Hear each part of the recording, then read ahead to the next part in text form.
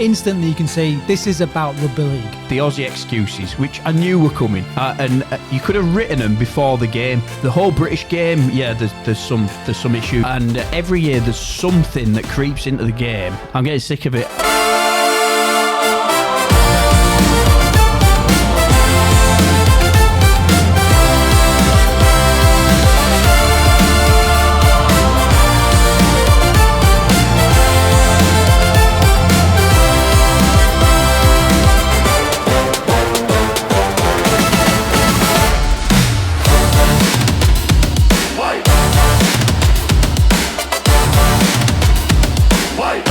Welcome back to the Rugby League Outsiders Set of 6, our weekly news show where we share the good, the great and the noteworthy of Rugby League from outside the heartlands. Yeah, before we get into it, this episode is sponsored by yourclubstash.co.uk, the home of Pavida teamwear, which we wear every single week.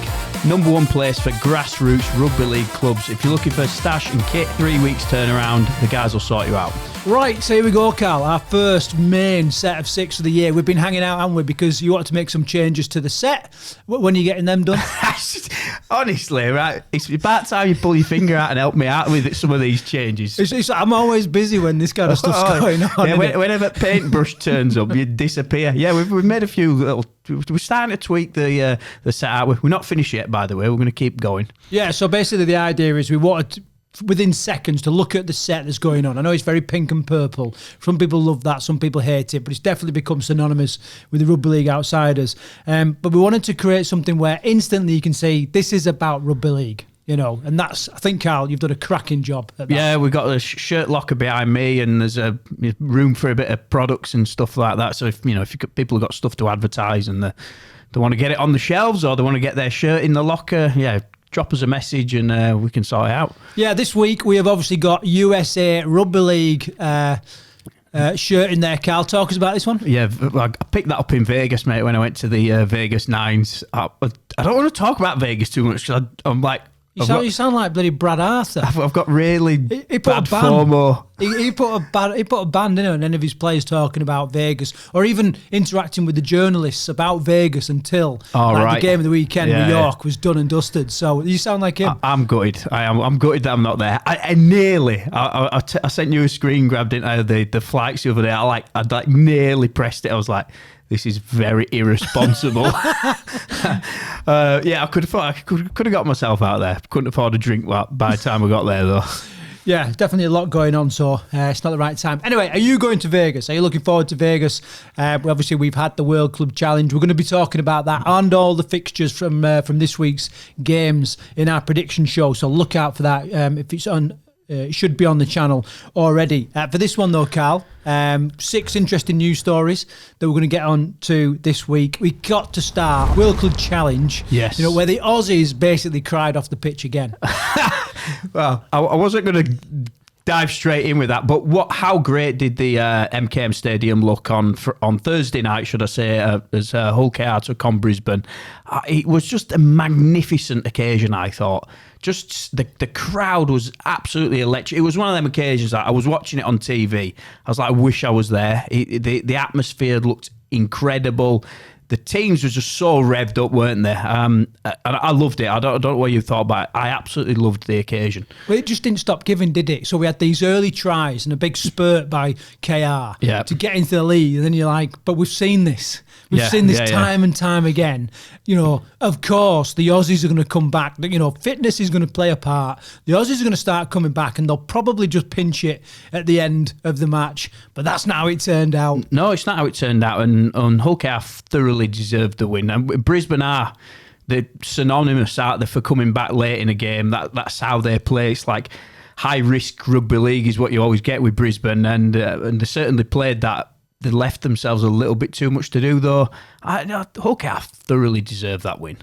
But I could already see it coming. I was watching the game. I was like, I was in a WhatsApp group actually. I was winding a few people up who were like wanting Brisbane to win. So I just kept going, and then second half came. I stopped. Wait to see what the final result was. But yeah, I could. What I want to talk about here is the Aussie excuses, which I knew were coming, and you could have written them before the game. What were they? Well, obviously jet lag is usually a part to play. Tick. Yeah, tick. That's one. Yeah, jet lag. Then it was like the refereeing. Tick. Two. Yeah, you could have wrote these before game kicked off. Play the ball, Tick. Yeah, that was in there. Weather is always in there. Tick. It was only 2 degrees. English teams are used to playing in these weather conditions. And then my favourite one that comes out every single year. Oh, well, Super League are in middle of their season and Brisbane haven't played a game yet. Tick. That was came straight out. And well, let's look at each one of those. I'm sick of hearing it, to be honest. Yeah, no, you're right. And so basically, they arrived well in advance. Well in advance. They literally just knock your little ball. What is this ball about anyway? LA Mongrels. LA Mongrel, mate. I think if I was going to start a rugby league team, I'd call it Mongrels. Nothing would represent me personally better than or your dog. Yeah, she is a freaking mongrel. Although she is a pedigree, but she is a mongrel. So they arrived well in advance.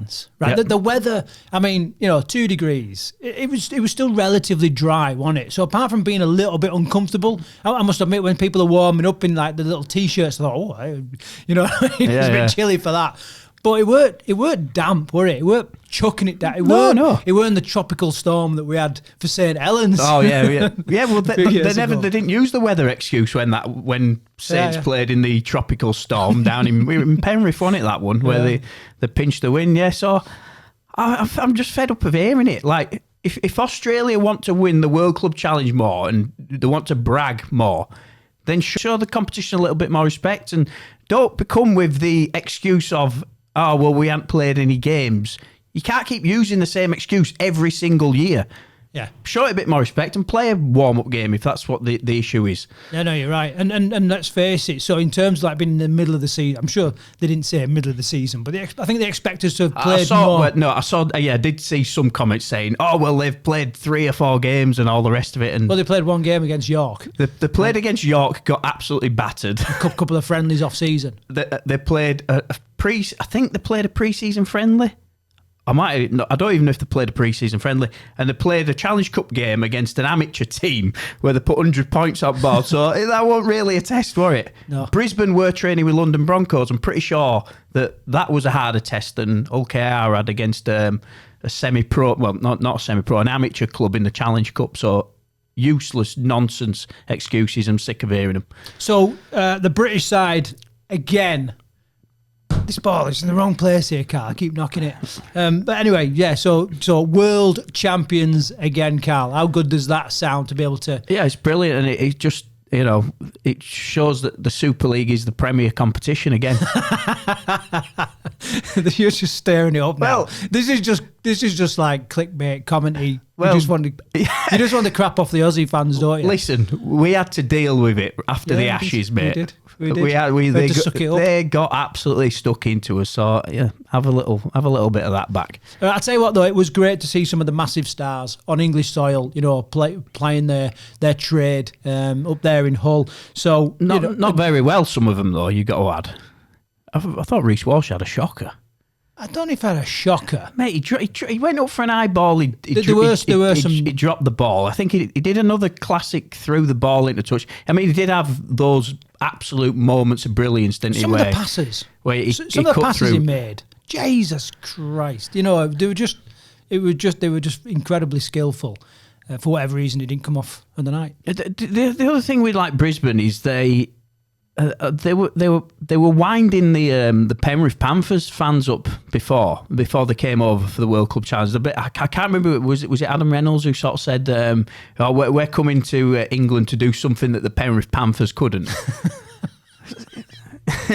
Well, no, I'm going to quote a comment that we get week in, week out in our prediction video. That aged well. We get that every week. Yeah. And the other thing is that the other comics, I just kept seeing them over and over again. Well, we don't take it seriously. We don't care about the World Club Challenge. Like, what team travels to the other side of the world? Yeah, ain't coming here to win. It's just rubbish. They came here to win. They lost. They got it handed to them on a plate. Yeah, well done. Good effort to Hull KR. Obviously, the quadruple winners now. So, sky's the limit for this team. Yeah, I mean, brilliant. Just brilliant. from the turnaround from that York game to the Brisbane game was just dramatic. It was like watching two different teams, well, really. I mean, after that York game, I'll put my hand up. I thought it was going to be like a record loss to Brisbane. Yeah, I did. I really did. I thought they were going to hand it to him. However, that wasn't the case at all. Little stats then. So since the World Club Challenge has been going, I've got 1976 as the first recorded one. I hope that's right. Australia have won 14. The UK side has won 16. Ooh. So there you go. The champion of championships. 2026, 24 and 23 are the last three. So yeah, good news for the British game. The British game isn't dying, contrary to what you keep reading online. No, but this is. I mean, we're going to talk about like the strategic review and and our own fans and all this kind of stuff later on. But one of the things I've seen reported as well is that attendance is up again. Like we're getting more and more, attendances are just getting bigger and bigger, and obviously that. I think Super League's doing really well at the minute. The whole British game, yeah, there's some issues, and I think there's becoming a big divide from Super League to the Championship and to the amateur game. I think it's widening, the gap's widening clearly. But Super League is flying, mate, in my opinion. Right, so that's the first tackle done. Carl, any final words on that? What other excuses? I think I've covered them all there.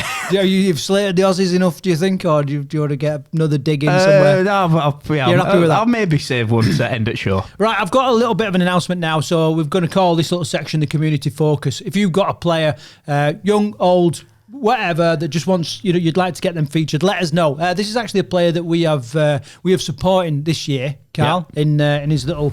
So Eli is 11 and in his first year at high school, already heading to this fourth season with Bank Quay Bulls, Warrington, which you love because they basically ripped off the Bradford Bulls bull, haven't they? I wasn't going to say that on air, but yeah, they basically ripped off the Bulls logo. Yeah, he's wearing number 11 shirt this year, and he's playing in the second row, a proper workhorse role, and doing it with pride. A lifelong Wire supporter, Eli has also started as ball crew at the Halliwell Jones Stadium, getting even closer to the game he loves. And if you're wondering about pace, his top speed on the treadmill is 17 miles per hour. So 11-year-old Carl, faster 17 miles. Yeah, he's faster than me right now. You get my pudding faster on than you in your peak, that was. Get out, Carl. The one thing I can do is 20 mile an hour on a treadmill, right? That's the one thing I can do. Right. When asked what rugby league means to him, he said, rugby is life where you create not friends, but family. Which is a great quote, isn't it? Yeah, cool. It's a great quote for an 11-year-old. I don't think... Has he been not on only was I slower at 11... Has he been on ChatGPT or what? No, these are his own words. His favourite moment so far, listen to this. This sounds like me.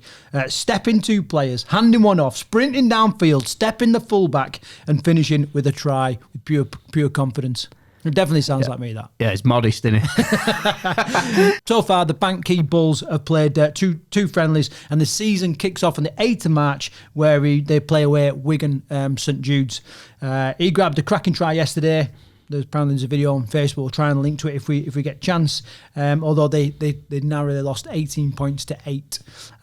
Next up, he's starting the new Lions development program with the Wire, which is their renewed, reshaped player development program. So good luck, Eli, and the whole of the players at Bank Quay Bulls. We'll keep an eye on them. So, like I said, if you've got someone you want to get focused in the community focus, we can shine a bit of a spotlight on players outside the Super League and the World Club Challenge, then that's what this little section's about. I think probably a good time to announce what we're doing at the weekend then, isn't it? Shit, what we're doing at the weekend? What do you mean what we're doing? We're creating a promo video for the National League. Oh, yeah, that's it. Yeah. No pressure. Yeah, we're creating, so from Cumbria to the south to the Yorkshire Leagues, we're going to be creating a promo video to promote the sport out at the community level. We're going to be up at RFL HQ on Sunday recording that. An invite has gone out to all the teams, so if you're still thinking of coming, I think the deadline's today for any clubs wanting to get involved. So yeah, get in touch with the RFL and you can join the promo video. What are we doing for it, Craig? Well, we don't know yet, do we? But we do, of course we do. We're not that disorganised. We're not sharing the secrets, though. But what I will do is, so before we come on air today, we had a 3-year memory pop up on my Facebook, didn't we? Of us back in the studio. Yeah. The very first, the OG studio for the Outsiders. Let's put it up on screen now. Should we put it up? Yeah, put it up on screen. What does it say? Well, when we can beat Manly. You know, from little acorns grow smally oak trees. Would you think back then that you'd be creating a promo video for the, for the community leagues, for the National League? No, we were just interviewing Graham about running for MND Association, weren't we? At that point, yeah, it's pretty mental where it's gone in 3 years, isn't it? Well, yeah, I mean, 3 years is flown by as well, isn't it? Yeah, absolutely flown by. Anyway, so. Along may it continue. Right, moving on to tackle 2 then. So we've got a little bit of ill play coming into the game at the minute, Carl. You've highlighted this idea of obstruction and how players are reacting to obstruction. You don't like it. I'm getting sick of it. And every year there's something that creeps into the game. And this year I've seen it already. Players are running a dummy line, they're running a hard line, and are they by the letter of the law, right? The referees are getting it right. It is obstruction. So I'll give you the example of Liam Farrell. It's just up on screen now. You can see him running through. Will Price is coming across. Jaifield goes in and scores. Will Price, he throws himself to the ground on this tackle. Yeah. 100%, and it's happening over and over again. The defenders are just milking it, right? Oh, I can't get to that player. I'm just going to bash into this dummy runner coming through, and I'll get a penalty because it'll have to go upstairs to the video referee. Yeah. We're going to pick this apart. Do you agree with me, yeah? Right. So the thing is, first of all, the big problem here is it stinks of football, doesn't it? Yes. That is, let's face it, that is the big problem. That's why it's kind of hitting you. It just hits you in the heart somewhere. I don't know, you know what I mean? But it just reeks of all the problems that they have with football. It's embarrassing. Yeah. It's completely embarrassing. Let's play a little bit of devil's advocate. Well, you can. So let's take this Liam Farrell, Will Price example, right? And let's just pick that apart. So first of all, like he was impeded, wasn't he? Like if you drew a line between Will Price and the ball, he couldn't get through, could he? So he was impeded. In my opinion, he could. How? I think he deliberately goes across to Farrell. Right. Okay. So. This is my point. But it's a bit like when you do your driving test. If you force another driver to take action, if you affect how they drive, then you're causing an obstruction, aren't you? You know what I mean? And you can get a minor or a major or whatever for that. Right, and it's like this now. So it's like Swiss cheese analogy coming back all over again, which I did. Thank you very much, Owen. But I did get a nice comment about the Swiss cheese analogy. Go and check out the last predictions. Only 1 out of 7,000 views, mate. Anyway, not everybody's got the same intellect, have they? Right. So anyway, so this is the thing. So personally, I think he was obstructed, albeit. He was, you could argue that there's no way he was going to get within, a couple of inches of the ball and all that kind of stuff. But his direct Jaifield was always going to score.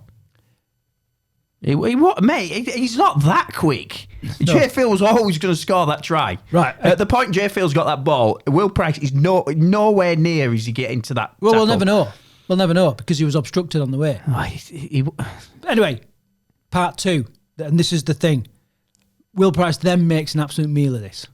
He throws himself on the floor, his arms in the air, you know what I mean? He's just like, what the and he's obviously trying to draw the attention to the referee of what's going on. Yeah. And it worked. Of course it worked. And every time that works, another player's going to do it, and another player's going to do it. There's been that. I mean, I only pulled out this one because I saw it at the weekend as a watch, but there's been loads of examples of this already. In the Huddersfield game, I think this is another point that's doing my head in as well. A player goes through as a dummy line, realises that he's impeded. So the ball carrier then just does a voluntary tackle and drops to the knees because he knows that it's going to be a penalty. It's doing me head in. So what does he do then? I think the law needs changing. To do what? Well, if you right, okay. So the dummy runners, they've got to get. They've either got to get through the line, haven't they? Or yeah, they've got to get right out of the way of any. So you kind of, if we keep going down this line, what's going to happen? We'll stop having dummy runners, which is terrible because we can't possibly stop having dummy runners. Well, they'd have to, won't they? No, but you can't. If they, they will. But they won't have to stop it. We'd have to put up with this stupid rule that if they get it wrong, coaches are going to say stop. Stop hitting hard lines, start putting dummy lines. There's no point. You're going to get penalised for it. So eventually they'll stop it, and then all we then end up with is really flat rugby. It's pure artistry. Is some of these lines that these players are running. So you're saying that in order to maintain the ability to do the dummy lines, we need to be either penalising or warning the players that are making a meal of it. Because that's the only other way to tackle this, isn't it? Yeah, if someone overreacts, I think if a player comes through and he's running a line, providing he doesn't change that path of what he's running, I think it's fair game, and it's up to the defender to get around him. But then what happens if he does just like run straight into the player? Oh no, I'm running the dummy line, ref. No, what to do with me. That's the issue, isn't it? And that used to happen a lot. What do you want to see? Do you want to see more defending, or do you want to see more tries scored? Listen, this is what you're talking about. Is probably 0.5% of all dummy runs in the week over the weekend. Like, it's not that big an issue. But what we don't like is how it's playing out on occasion. So what I'm saying is the referees either need to call that out and say no, we're not doing it. You just got shot by the sniper. Yeah, you're diving. Yeah. So play on. Yeah. That's what we need to do. We need to and I don't think slow-mo helps, does it? No, it doesn't help, because if you watch that Jay Field try in fast motion, you just fast motion. Well, normal speed. You can see that he's never getting. Well, then when you watch it in slow-mo, it looks so much worse. Yeah. Slow motion doesn't always help. Yeah. Right, so yes, definitely. I'm glad I've sorted that out anyway. Well, everybody listening to this, I think what we can all agree on is that we don't want to be compared to the behaviour you see in the freaking Premiership and other leagues. Well, probably all leagues, and even Sunday football and amateur football. It's just crap. You just don't want to see it there. What did we see? We saw it with something else last year. Oh, that was it. That still happens as well. Do you know when like someone gets like a bit of a brush on face with a head-eye tackle? The lay down, don't they, on floor for like 10 minutes until ref goes, right, let's stop it and let's have a look. Do you know what was before that? What? You know when they didn't clear the ruck and the hook, the active just throw the ball into nobody. Like no, they used to hit the player that was on the floor, didn't they? Yeah. And then like stand there like, what? Just we're aiming for him over there with that pass. No, you won't. Yeah. So anyway, we need to kind of tie that up. I tell you what though, I just want to give a shout out to the RFL Super League, because like last year it was plagued with these video decisions, wasn't it? And these video referee decisions have gone for on and on and on and on. The year before, it was all this head-height stuff. Yeah. This year, we don't have much to complain about. We don't. I know you've got your obstruction. No, yeah. Ruck speed, obviously, there's lots of murmurs, lots of noise going on about these ruck speeds and all that kind of stuff. But I think on the whole, it's nowhere near as bad as when they brought in the head-high tackle rule, when they brought in all these video referee decisions. Remember that when they had like the split screen and you're like, where the frick am I supposed to look here? Like, it's just crazy. The referee, the video ref decisions, in my opinion, still need speeding up though. Yeah, I think. But what about this idea of if a referee sees a try, calls the try, it stands, the video referee reviews it, and then if he wants to call it back. Yeah, I've still got a problem with this. What? So I'll use the same example. Right. The try was given on field, right? In my opinion, it was trying. I forget that. Obviously, Adam Kieran's then waiting to kick. The video referee is reviewing it. He then says to the referee, by the way, we need a formal review. And then he reviews it again. So by this time, it's gone on for about 5 minutes. Yeah. He's looking at it, should be going, right, I made a decision, that were no try. Straight back down to referee.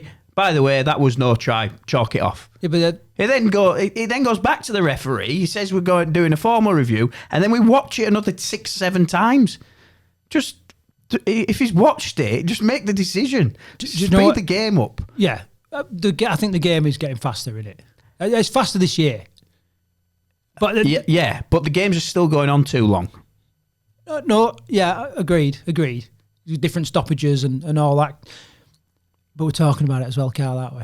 We're all having these little debates and discussions, and this what puts meat on the bones of some of the games, isn't it? So I remember years gone by we had the big concussion thing. We had the head-eye tackle rule change. We've had the video referee changes, and how they started doing that differently.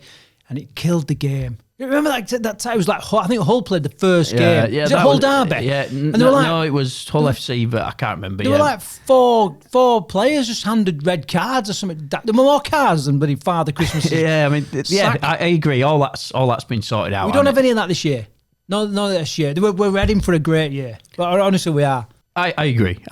But please, can we stop players diving? It's driving me up the wall. Right, there you go. Right, okay, so something that won't be driving you up the wall is the return of Bullmania. Bullmania 2.0, you're calling it.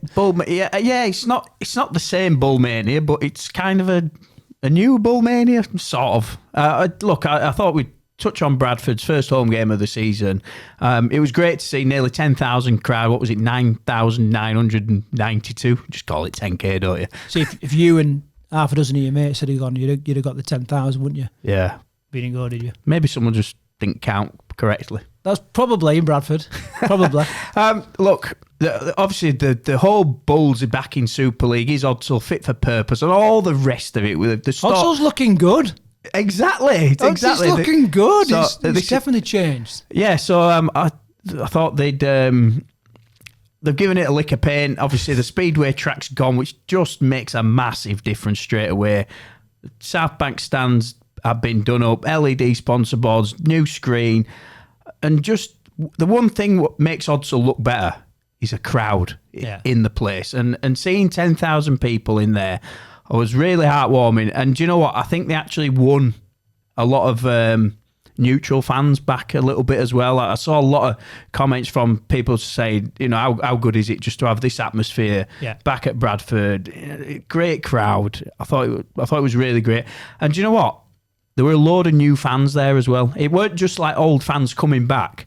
They had the Bad Boy Chiller crew on, which is not my choice of music, but it brought a load of young chavs to the sport. I don't think you call them chavs, mate. I think that's a derogatory term. Is that against what? Against chavs. They don't like being called chavs. What's the correct term these days then? Let's just call them youths. You know the ones I'm on about. Right.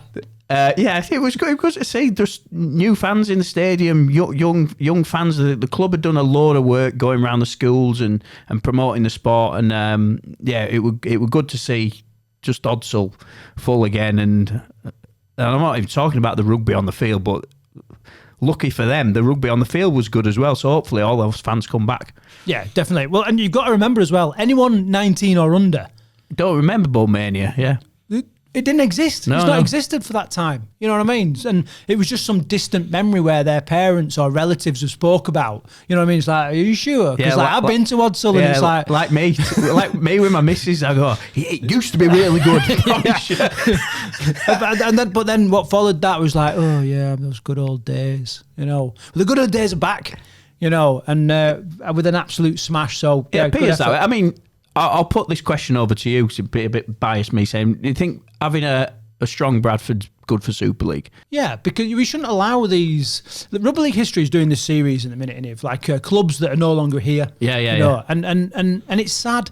You got all those clubs, all this history. Some of them, in fact, I did Brighouse Rangers the other day. I know Brighouse amateur team's still there. Yeah. But the Brighouse Rangers, I think it was one of the founding members of the Super League. Yeah. And that club doesn't exist.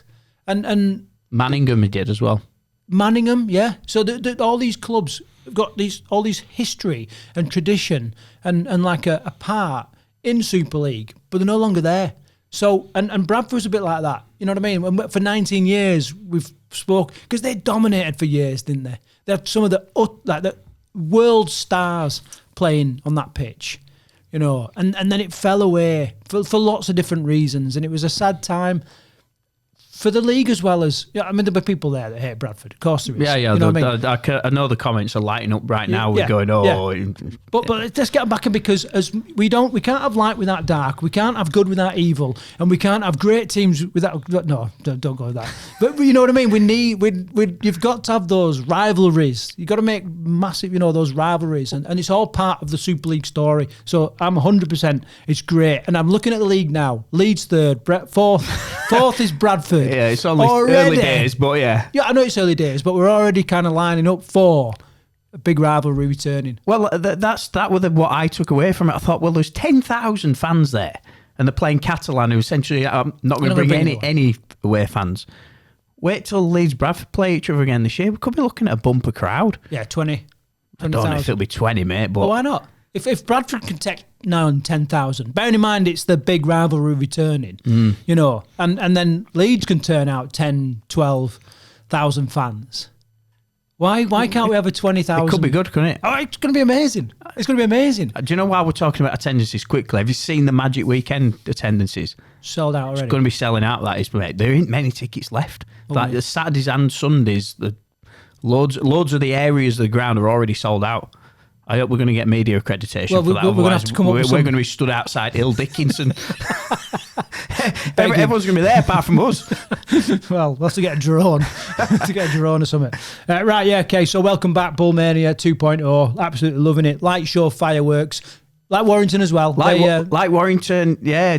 Like a lot of clubs are doing, actually. We're doing it. We're doing it. We're raising it. We've got to, at some point during this year, we're going to have to rank every team's pre-game light show. St Helens did something. It wasn't quite on the Warrington level, I don't think. Right, that's going to hurt. Well, yeah, well, no, it wasn't. It was all right, but I don't think it was quite as good as Warrington's. That Bulls fireworks were cracking, and obviously Lee Leopards, we know the number one there, the title holders of the light show at the minute, aren't they? Yeah, I once put on a firework display. Oh God.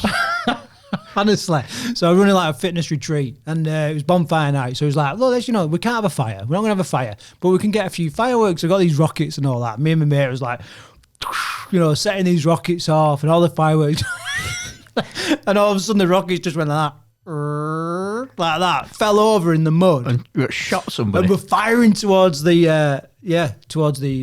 audience. Well, and I was like, get out!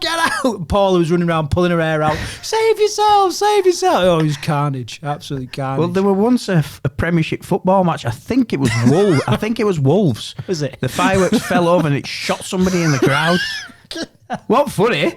No, I know it's not. It's not funny now. It's not funny now, but yeah. They never had fireworks again after that. Yeah, no wonder. Right, moving on classic Rugby League style. We're just putting them in front of stands now and just hoping for the best. Just fire it off the roof. That'd be fine. Right. So moving on, tackle. Can I just bring some up? We had a comment actually when I think it was on the Warrington reel that I spoke about last week, and some guy he put, "Do you remember peak Rugby League when the entertainment was the Marines abseiling off the stand roof and somebody parachuting in with a match ball? Do you ever remember that?" Yeah, I do remember it. Yeah. Were you doing it? No, I never did it. No, because there's a team in the Marines called the Commando Display Team, and they tend to do all that kind of. So they'll travel around doing unarmed combat display, which is. Yeah, definitely. If you get a chance to watch, you got to watch it because just like lads just kicking hell out of each other, and they tend to do all the abseiling and stuff like that. Yeah, I remember seeing it at Central Park. It was that I remember watching it. Yeah, it was like it happens all the time. Yeah, they're always up to hanging around, dangling off rope and stuff like that. Right. Anyway, move on. Yes, move on. Right. Viewers mailbag. First one of the year, Carl. Picked out a couple of comments. I've got one for a little bit of discussion point, which we'll come on to in a minute. But before that, we did have loads of comments last week about Michael Lewis escaping a ban for this trip. 150,000 views that reel did last week. Yeah, so obviously no wonder. So but basically people said any shock in Michael Lewis escaping a certain ban, right? So and then he went on disciplinary, and he got 5 points. He got 5 points on his disciplinary record. But 6 is for a ban. Yeah. What do you want me to say about it? Do you want me to just stir it up? Well, let me say. So, lots of people. There's people either side of the fence. Obviously, if you're if you live in Hull, you're either on one side of the fence or you're on the other. Basically, yeah. So, other people like quoting 5 players got charged with trips last season, never got banned, right? And there was a question there saying, well, who was it? Because I don't remember that. People talking about Liam Horn, Brodie Croft. Very public. I think they got a minute, at least a 1 match ban for those trips. There was who was it a couple of years ago? Richie Myler, was it? No, Richie Myler. I'm not sure. No, Luke Gale. Luke Gale. Oh, a couple of years ago, yes. like 5 match ban for that trip that he did. So lots of like precedents set on trips. yet Michael Lewis escapes no ban. Now, and I don't want to. Well, bullshit. I was going to say I don't want to throw any fuel on the fire, but 100% I want to throw some fuel on the fire. Well, there was a lot of people said to me that a trip hasn't been a ban for a number of years, and like I said, there was a number of trips last year that didn't result in a ban. I haven't delved right into the laws of the game and see how they change it. From what I knew, a trip was always a red card. A deliberate trip was a red card, and it always resulted in at least a couple of game ban. That's how I know it. But there is a lot of people saying that isn't the case anymore. Let's just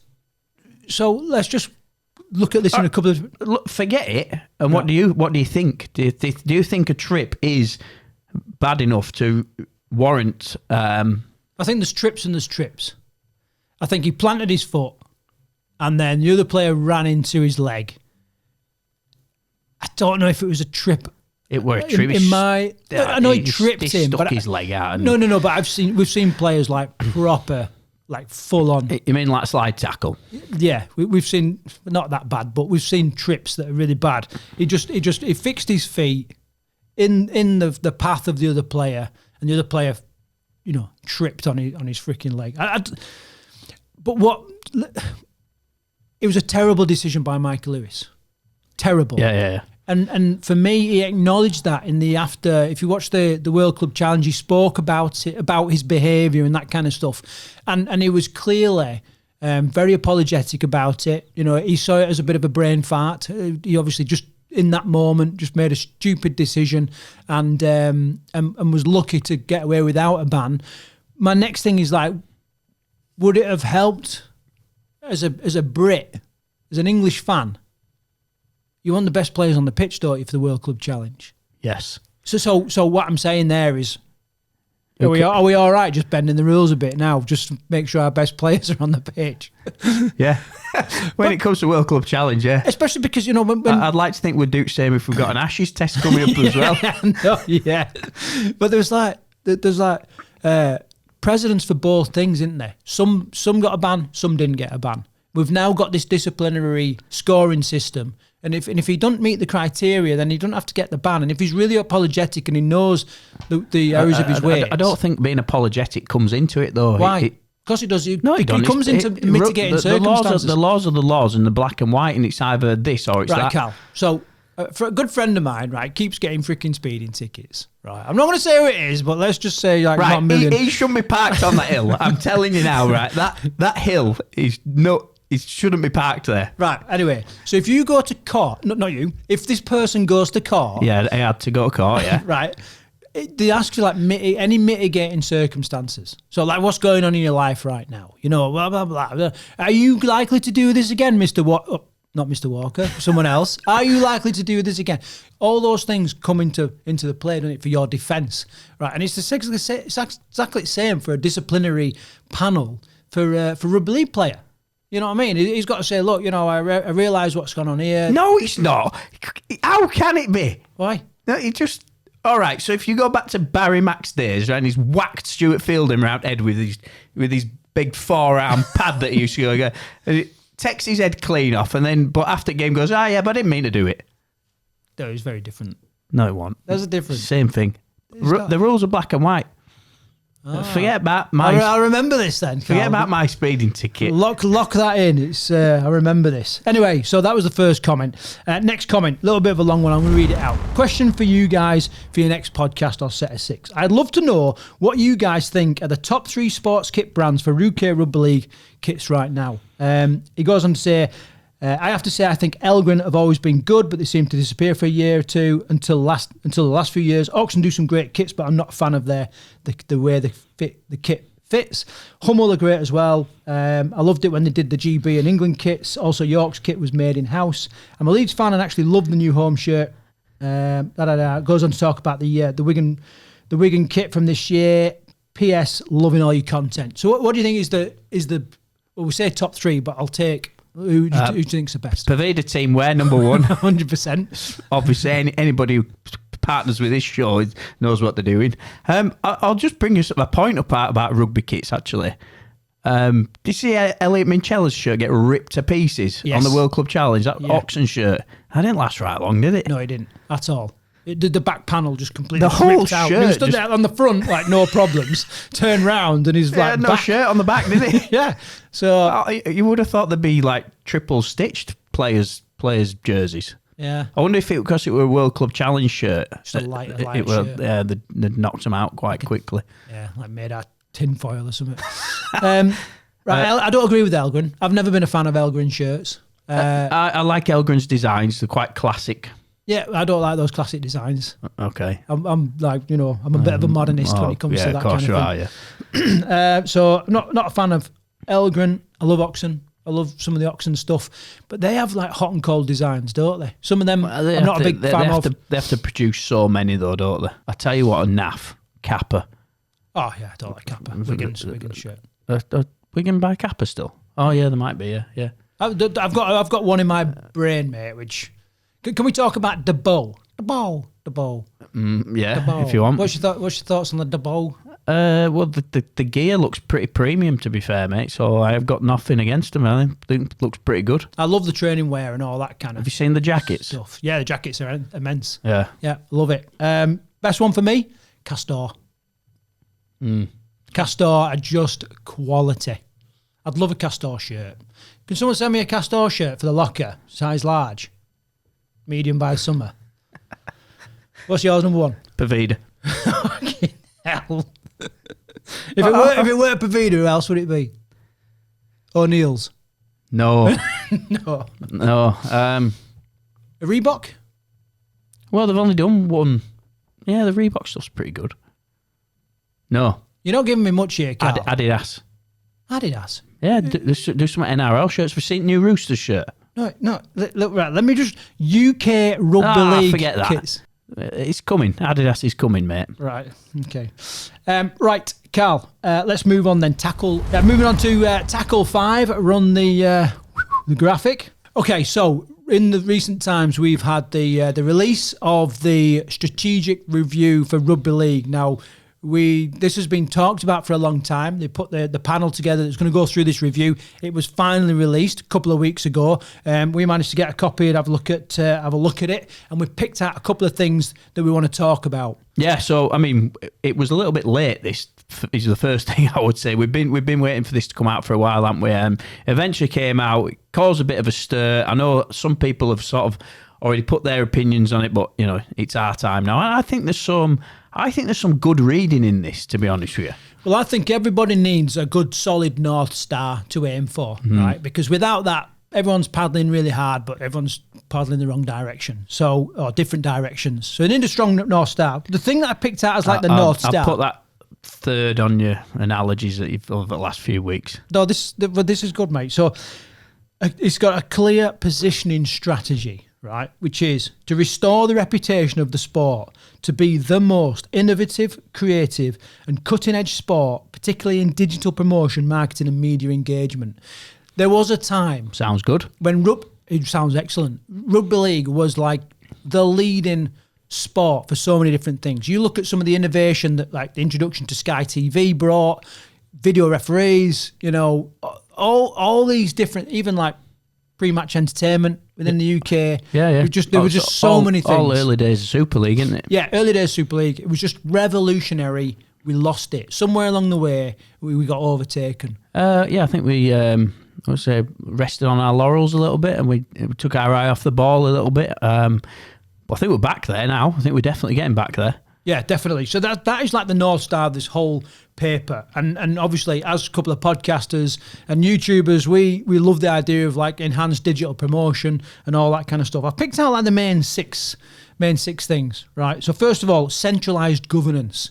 So, there's been lots been made in the press. We've spoke about it in the past where some clubs just have more power than they should have. They want like a centralised point of control that just makes sure it's all flowing and working together. Thoughts on that? Is that like merging RFL and RFL commercial again? I don't know what form that... I read that they're still looking to have Super League as almost a separate entity, just because of like the funding with TV money and stuff like that.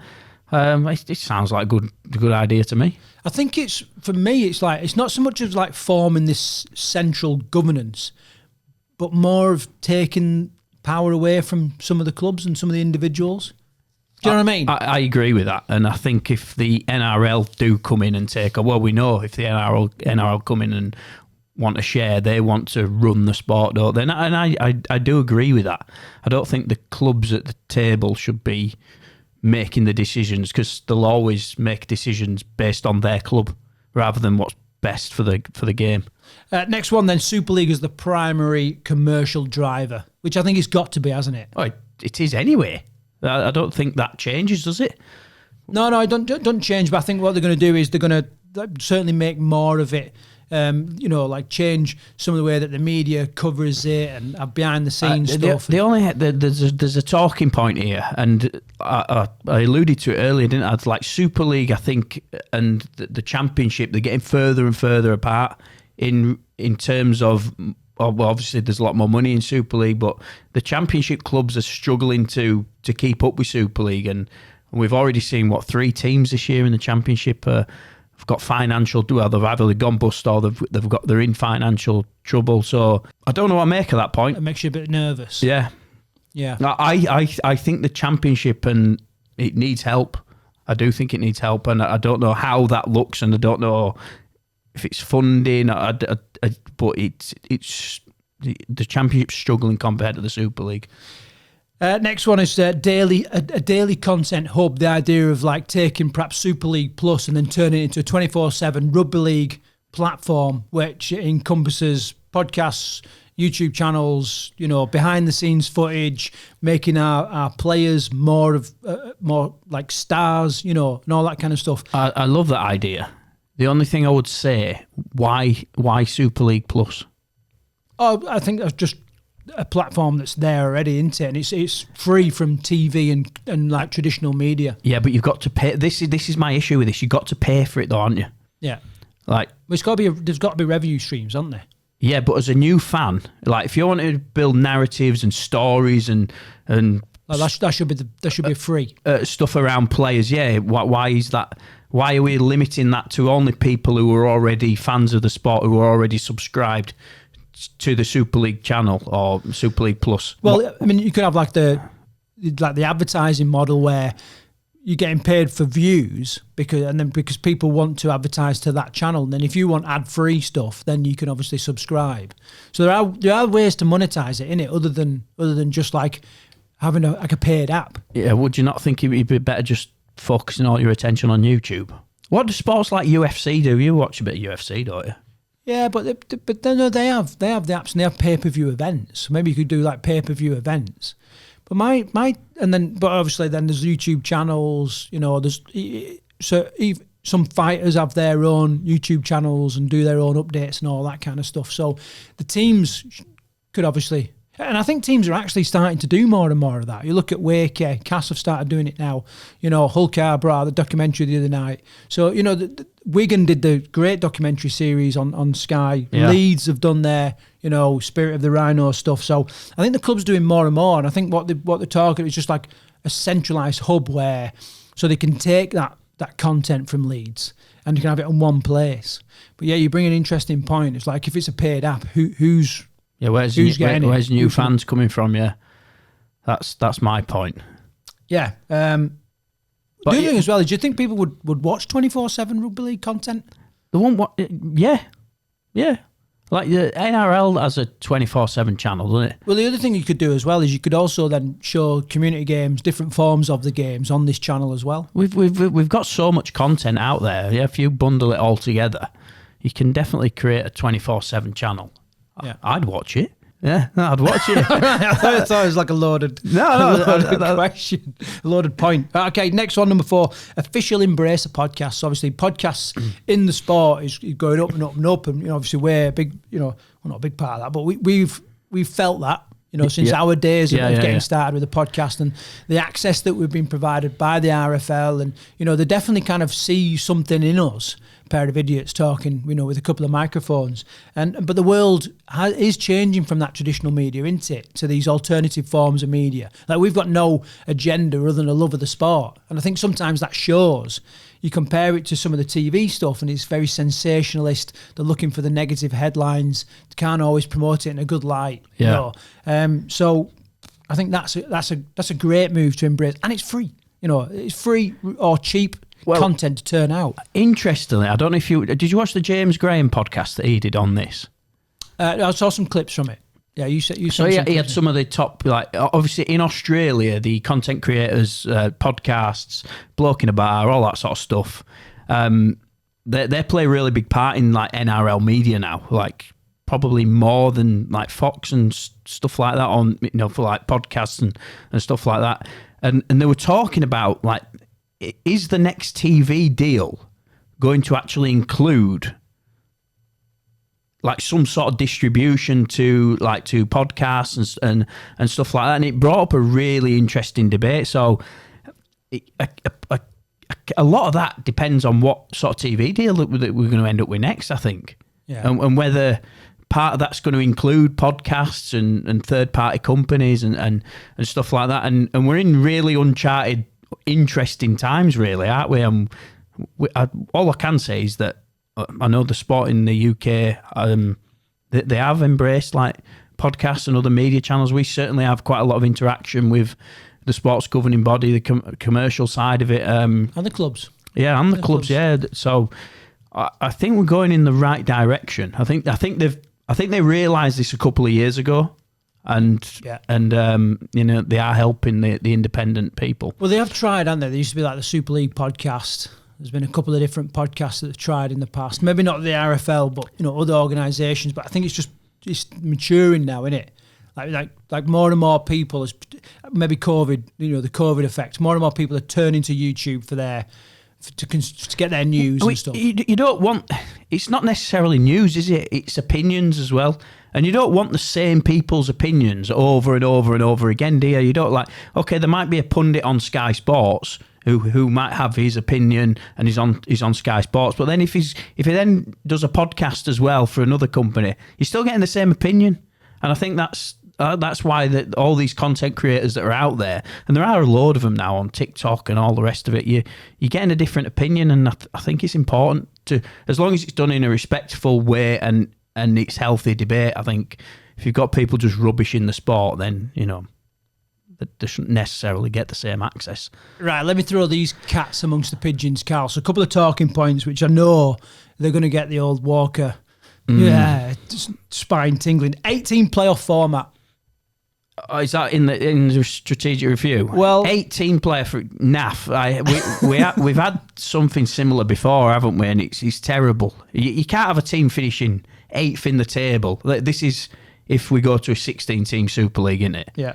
So I mean that's my second point there. Increased division to 16 teams. So if you finish 8th in the table, do you really think that you should have a shot at winning the title? Well, if you look at the teams now, if you finish 5th or 6th, right, you can get a shot at the title, can't you?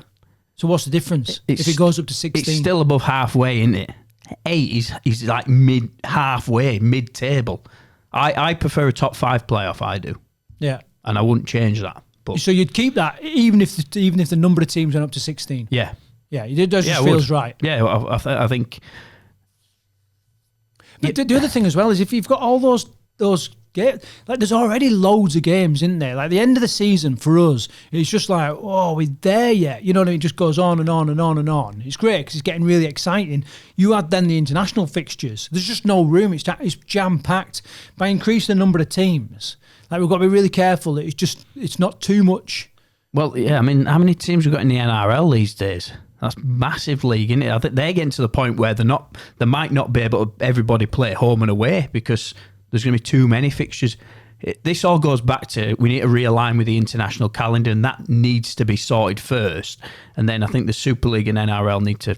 Well, they have in the review. It does talk about aligning with the internationals and creating like regular games, so we can get the very highest level of sport, played regularly. We know that it's happening. There's none of this. Are Samoa coming? Are they not coming? Do you remember that when we listened to Christian Wolf's? Yeah. And he was like that. Well, I've just heard they're playing us, so they can't be coming here. Yeah. Just cuts all that out. Right, grading model weighted more towards on-field performance. Yeah, that's already coming in it, and I think as long as a club hits like some minimum standards regarding other things, then I don't see that being a problem. I don't want us to go back to promotion and relegation, straight up promotion and relegation, because you can see teams getting promoted that might not have the infrastructure behind them, they might not have the academy set up, stadium might not be up to the level it should be. Yeah, but that's exactly what we're talking about. That's what we're talking about, isn't it? If it's just on-field performance, no, yeah, but all those things can be dog shit. No, but it's on about the weighting for performance is higher. I don't think it should be an automatic just on the on-field performance. That's my point. Shouldn't be just on-field performance. I'm quite happy with them weighting it towards your on-field performance. And to be honest with you, it wouldn't have made any difference last year, would it? The top 3 teams that got promoted were the top 3 teams in the championship, even though it didn't go on-field performance solely. Well, that's out of 1 year. Yeah, but some of these things have graded like they've scored over 3 years or something, aren't they? So, yeah, they are. Yeah. So you'd have to have like on-field performance for 3 years, consistent performance.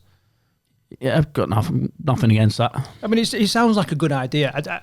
I do sort of little bit like not curious, but cynical, nervous that we've got to be careful what we're actually tracking and what we're actually scoring ourselves on, because this isn't the case. But if every team was dog shit, then the less dog shit team, the ones that get the top points. Every team's dog shit. You know what I mean? Whereas if we have standards which are they're not just about playing, there are other standards we've got to rise to. It doesn't matter what's actually going on the pitch. So I don't know. It definitely seems to make sense that the very product that everyone takes in and everyone watches and cheers for is the thing that they get the most weight for. I'll ask you a question. Do you think the standards have improved since IMG's come in? You what? Yeah, exactly. The standards in the last 4 or 5 years are incredible, and all teams are lifting, aren't they? Yeah. And if they're not lifting across the board, if they're not lifting, then they've got aspirations to lift and to go. And the only thing holding them back is money in the club. Obviously, some people are held back because they don't own the stadium and other little things which are like club specific. But fundamentally, if you can start bringing in more fans, getting more commercial agreements and deals and all that done, then you can start rising up. You start making improvements, and some of those improvements, we go on about Wakefield all the time. A lick of freaking paint makes a massive difference. It's still the same stadium as it was 5 or 6 years ago. Not quite. It's got a new stand. No, it's got a new... It's not just a lick of paint, but yeah. But I know it's a big generalisation. Yeah, I know what you mean. But you can just... Look, Oddsall's another one. You know what I mean? A couple of little changes there. Already it's looking better.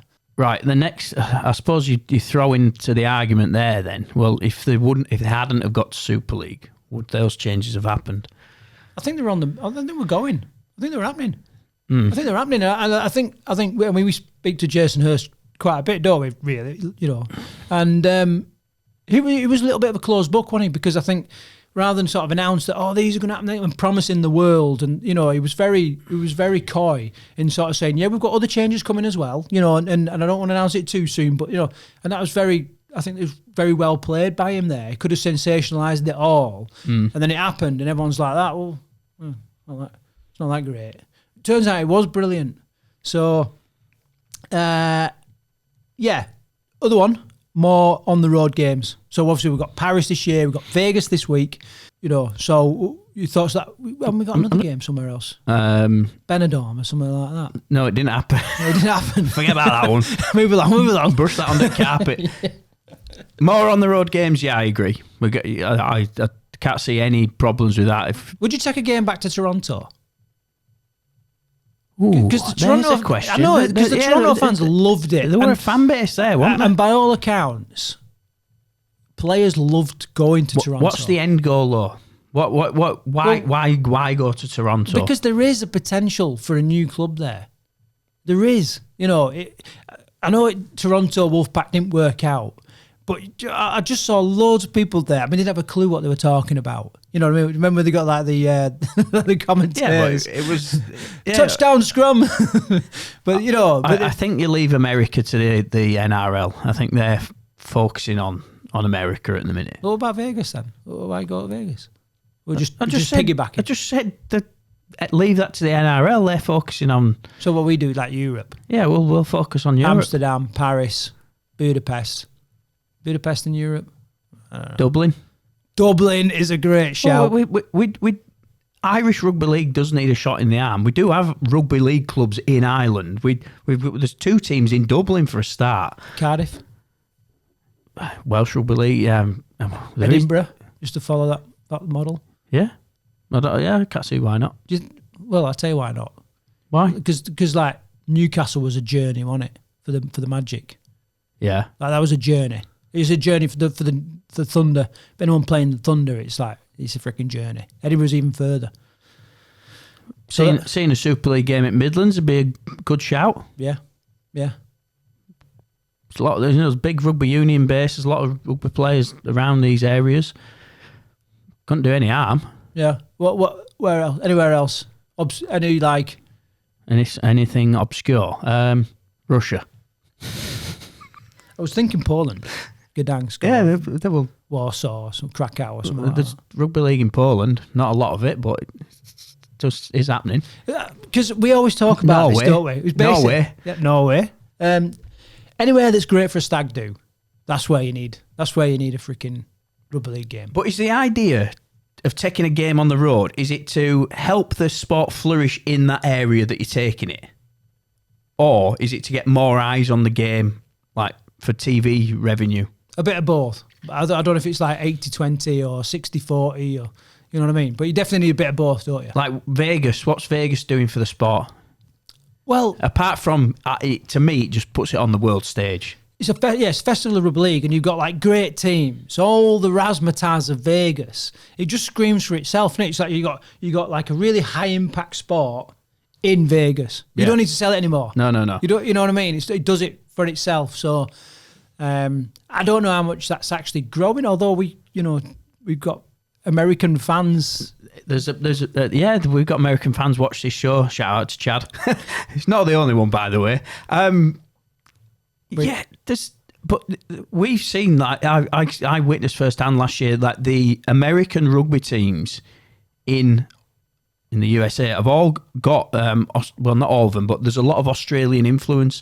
Like the LA Roosters, like the Sydney City Roosters, like their coaching staff were coaching the team on the day. Yeah. There were Aussie players being embedded into the teams to help them develop. That's what you need, isn't it? Yeah, But can you do that if you just have standalone fixtures? Like Vegas happens every year now, doesn't it? Yeah. So it allows that to happen. Well, it don't happen. Is it a 4-year deal? So they've committed like for 4 years. Yeah. This is what we're doing. No, but what I'm saying is you can plan for 4 years, can't you? Yeah. This Paris fixture. Yeah, that's a one-off, isn't it? At the minute, it's a one-off. But if it was like a 4-year deal, like we're talking about, you could line up some community stuff there, and Well, France is probably our area, isn't it, that we should be focusing on? I don't know. Definitely we should focus on France, but like Greece, there's teams there. Norway, there's teams. Holland, there's teams. I think a couple on the road fixtures of France wouldn't help at all. I think the French Rugby League as well want a team at the other end of France at some point. I think that was in their strategic review. In Paris, do you think? Well, possibly, yeah. Because that. Well, fans would go there, wouldn't they? 100%, yeah. Yeah, to get to Paris is easy. Yeah, it's easy.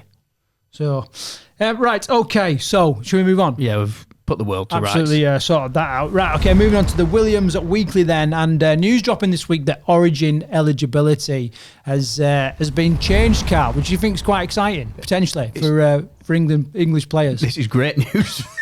Great news for English players. I'll hang off before I properly dive into it. Yeah, but so Origin eligibility has changed. It's changed a number of times over the years. So if you're a Tier 1 nation, which basically includes New Zealand and England, that the only two tier 1 nations.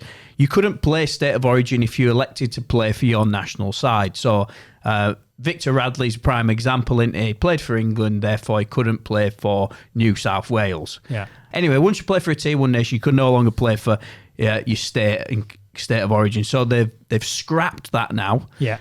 So any Kiwis... Well, why do you think that is? Like just pressure from these... The world's changing, isn't it? Yeah. The world is... It's a smaller place. We live in a multicultural society, don't we? And they'd already tweaked it. So like Tongans, Fijians, Samoans, they were tier 2, weren't the nations? They'd already tweaked it so that those players could play state of origin. Like originally, when Origin first started, I believe it was just literally where he was born, wasn't it? Queensland, New South Wales, and that was it. And then it was where you played your first game, under the age of 13 and stuff like that. So for us, it's good news though. Like we could have. There's a scenario. There's a scenario in 15 years' time, right? Right, yeah. This could happen where Right. Queensland or New South Wales could be playing, and they could have 6 or 7 players that are eligible for Samoa, 6 or 7 that are eligible for England, 6 or 7 that are eligible for Tonga, and none of those players might not be playing for Australia. Yeah. Oh, I mean, it's not just us. Let's not be. No. Like I'm just putting an English spin on it. Yeah. Yeah, it could be better for Samoa, Tonga, all those nations. Well, it's already worked, hasn't it? Yeah. The standard, it's already worked. So you've got players now who can play state of origin because they've lived in Australia most of their lives, but they've elected to play for their heritage nation. So we've already seen Fiji, Tonga, Samoa. The standards of international rugby have gone up so high over the last few years because of the rule changes. So it was ridiculous to not include England and New Zealand in there, was it? Yeah. So what do you think? How do you think this would affect the sport as a whole? Do you think we'll have improved standards, or do you think there's always going to be a great... It just seems to me like with Origin and Origin players, there's just so much... They just seem to have so much depth, don't they? And then that translates to the Aussie team. They've got so much depth to the squad. They've just got really good players. And do you think that just some of those players are just going to get distilled out to the nations? Yeah, I think it can... I can only say a positive to it, I can. Yeah. The only people who don't like it are like the traditionalists in Australia, because the Origin fixture originally was like the best of the best, wasn't it, from Australia? Well, it's like Australia, and that formed the Kangaroo side. Yeah. And that we could be getting to a point where that ain't going to happen anymore. Well, and let's say it was Yorkshire, Lancashire. You know what I mean? If we was like Yorkshire and people started bugging around with the rules. You know, hang on a minute, it's not Yorkshire anymore. Yeah. Oh, I was born in Wigan, but I played my first game in Bradford. Yeah. You're like, well, I'm gonna. All right, I'll put a scenario to you then, and this is like kind of the same thing, but for what the Aussies are having to deal with. If we had an England side, right? Yeah. And none of the players were born in England, what would be your view on that? This is the same thing with Origin. Well, you might end up with an Aussie side. Well, you could one day end up with a Queensland or New South Wales side. Yeah. When actually none of the players are Australian. And that's why the traditionalists are not in favour of it. Well, the thing is, like, what we're talking about. So we're going, that's a great idea, because we're looking at it from an English perspective, right? Yeah. But that's why I said, put to you, what would you think if we had an England side and actually none of the players were born in England? I think it boils down to this like entertainment versus tradition, which they talked about in the strategic review. I think the traditionalists will be like that. Hell no, don't want any part of it. For the entertainment factor, 100% make it work, and everybody will be somewhere along that spectrum, won't they? And they'll have a certain appetite for foreign players. There were certain fans didn't want Victor Radley in the team. You know what I mean? No. But he won their hearts because he started clatting bloody Aussies. You know what I mean? Yeah. They were like that. Yep, English through and through. You know, and there's been a few players like that, haven't there? So yeah, I think depending on where you are on that spectrum will dictate how many, how welcome you would be to that. Yeah, it's all about sort of showing pride for who you're going to represent, isn't it? Yeah. I've got no problem with like an Aussie. You just want to win. Yeah, I want to win. You just want the best players on the pitch. Sport's just global, isn't it, these days? It's like, and the thing is, what we're talking about is what we call never events. So the NHS have this thing called never events. Right. They should never happen, right? No one should get sewn up with like a freaking, scalpel inside them. It should never happen. Yep. But it does. You know what I mean? Like the idea of like every player in the English side coming from abroad should never happen. But it might. But it could. In our lifetime, that could happen. Yeah. And this is what we're on about with Origin. You could have a two state of origin sides where actually none of the players are born in Australia. You could come into a state near you. Mate, do you know what really speed that process up if you went back to a GB team? Because then you've got the Irish, you've got the Welsh, you've got the Scots. Oh yeah. They're all emigrated perhaps to Australia. You know what I mean? Honestly. Coming to you. Yeah. GB Lions. GB Oz Lions. Right, Carl, any look forward to the channel? It's been a great show for Australians, this, hasn't it?